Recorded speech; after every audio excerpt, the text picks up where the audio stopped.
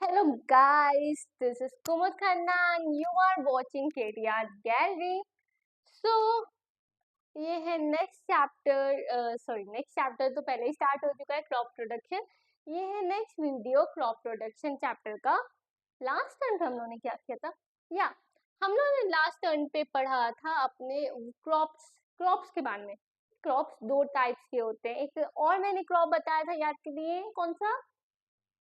Z crop या Z crop बताया था। जैड क्रॉप मेन अगर आपको लिखने आया तो आप दो क्रॉप लिखते हो, that is rabi and kharif. उसका डिस्कशन हम लोग पिछले वीडियो में कर चुके हैं। सो आज का टॉपिक है एग्रीकल्चर प्रैक्टिसेस। एग्रीकल्चर की मीनिंग तो पता है कि भाई जो भी क्रॉप से रिलेटेड है, क्रॉप का जो प्रोडक्शन करने में होता है, प्रोसेस जो होता है, उसको कहते हैं एग्रीकल्चर। अब जो प्रैक्टिस इन्वॉल्व होती है एग्रीकल्चर में वो आती है एग्रीकल्चर प्रैक्टिसेस। तो देखते हैं।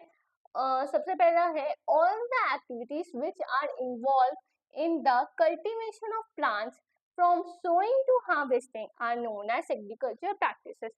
तो वो सारी एक्टिविटीज जो इन्वॉल्व होती है क्रॉप के प्रोडक्शन में, मतलब क्रॉप को बोने से, मतलब सोइंग करने से, उसको हार्वेस्टिंग कट करने से तक जो प्रोसेस प्रैक्टिसेस आती है, उस प्रैक्टिसेस को जो आप प्रोसेस करते हैं एग्रीकल्चर प्रैक्टिसेस कहते हैं। ऐसा तो नहीं है ना कि आप बस गए वहां पे सवाल में सीड की, वो खुद से होगा और आपने उसको कट कर लिया आराम से।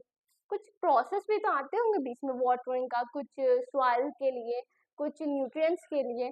तो जो प्रोसेस आते होंगे वो होती है एग्रीकल्चर प्रैक्टिस। सबसे पहला आता है soil preparation and sowing seeds. इसमें क्या होता है कि आपके पास आपकी सॉइल है, आपको प्रिपेयर करनी होती है सॉइल। ऐसा तो नहीं है कि ये आपकी सॉइल है और इट्स वेरी हार्ड। आपने कभी कभी देखी होगी जो सॉइल होती है बहुत हार्ड होती है। क्यों? क्योंकि वो फर्टाइल नहीं होती है। तो उसको फर्टाइल करने से क्या करते हैं हम लोग? प्लो करते हैं उसको उसको प्लो करते हैं। जब प्लो करते हैं तो हम लोग क्या करते हैं, जो नीचे वाली सॉइल होती है, प्लोइंग करते हैं तो प्लो से उसको नीचे वाली सॉइल से आपका करते हैं। देन आप इसको प्लो से भी कर सकते हैं, और भी चीजें आती हैं उसके लिए। कल्टीवेटर भी आता है जो अब के टाइम पे यूज होता है, जिससे क्या होता है कि एयर आ जाती है, जिससे थोड़ी फर्टाइल आ जाती है, सॉइल फर्टाइल हो जाती है। देन होती है आपका फ्लो करने के बाद लेवलिंग होती है, मतलब कि अभी जब जो सॉइल आ गई इसमें बड़े बड़े क्रम्स होते हैं ऐसे, ठीक है, ऐसे बड़े बड़े क्रम्स होते हैं। इस क्रम्स को एक लेवल में करना, ऐसा नहीं तो उबड़ खाबड़ जमीन सॉइल पे आप नहीं पेड़ उगा सकते, आपको क्रॉप के लिए लेवल चाहिए। तो आपको ये लेवलर से आप इसको लेवल करते हैं, ठीक है। लेवलर से लेवल करने के बाद अब प्रोसेस आता है सीड्स का।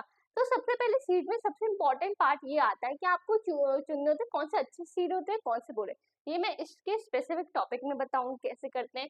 फिर आपको सीड्स के सीड ड्रिल से आपको सीड को सो करना होता है। देन आता है एडिंग मैन्योर एंड फर्टिलाइजर। जैसे हम लोगों को न्यूट्रिएंट्स की जरूरत होती है, प्लांट्स को भी वही न्यूट्रिएंट्स की जरूरत होती है। प्लांट्स को मैन्योर की जरूरत, फर्टिलाइजर्स। मैन्योर क्या होता है? मैन्योर बेसिकली क्या होता है, एक ऑर्गेनिक, क्या होता है, ऑर्गेनिक न्यूट्रिएंट्स देता है, उसमें कोई केमिकल नहीं होता। बट फर्टिलाइजर्स अंदर हैंड क्या होता है, केमिकल न्यूट्रिएंट होता है प्लांट्स के लिए।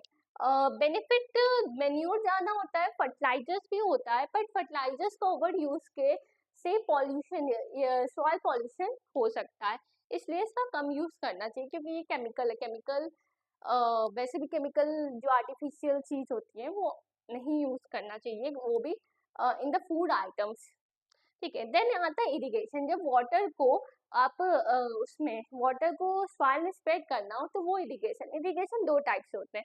पहला टाइप होता है आपका एक मिनट, इसका मैं स्पेसिफिक टॉपिक पे ही बता दूंगी। वैसे इसके दो टाइप से होते हैं, एक स्प्रिंकलर सिस्टम होता है, पहला स्प्रिंकलर सिस्टम,